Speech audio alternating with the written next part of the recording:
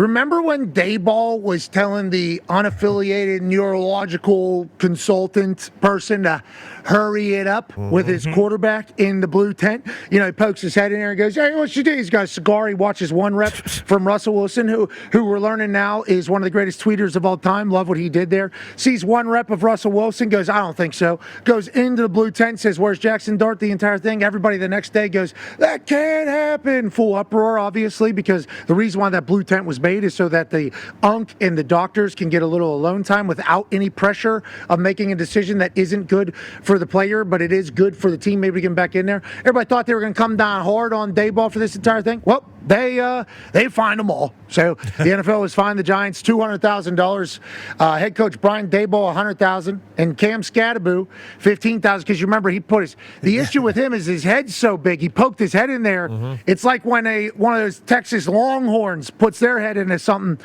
The whole blue tent rattled when Scatterbo put his head into that thing because of how large it is. That's what the $15,000 fine's for. I think he'd be okay to be proud of that. But Daboll getting $100,000 directly, and then the Giants getting $200,000 as a whole is certainly enough money that makes like head coaches say, I'm not doing that again. I'm not going to lose $100,000.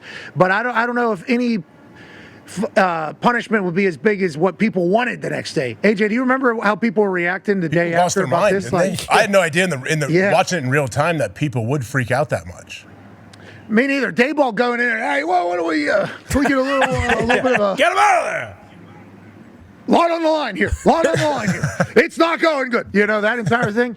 It certainly is. It was abnormal, especially because Doctor. That is awesome visual. Hey, come on! Can we do the test? 1, 2. Follow the eye. Can we? What are we doing here? Let's get after it. So him doing that.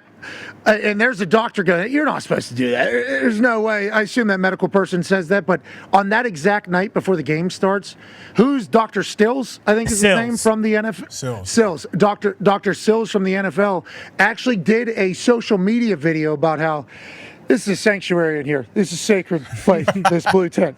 This is what's in here. Nobody's allowed in here at all. And then 4 hours later, Dayball's just poking his head. Yeah, let's kind of go ahead and do this. So I think they made obviously a massive deal out of it. I don't think the NFL wants to see anybody trying to interfere, influence medical people into getting players back on the field, especially with, all the injuries and especially when it comes to concussions, everything they've been through over the last 15 years of science kind of telling us what it is. So, yeah, $200,000, $100,000, and $15,000. I don't know if it'll be enough for the people that wanted maybe Dayball to be kicked off the tour, Doug, but it certainly is a punishment from the NFL, AJ. Yeah, if I was Scatterbo, I'm appealing that, though. I would say, hey, I was trying to go see the doctor. Like, what do you mean? I was next in line or something. That's all he's got to say.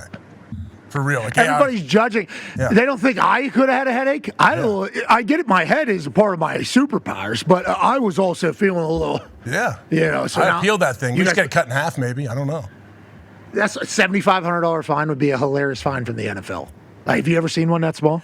They used to cut fine. They used to, you could get some leeway. If you got fined 15, you might be able to cut it in half. Then they stopped doing that a long time ago, I think.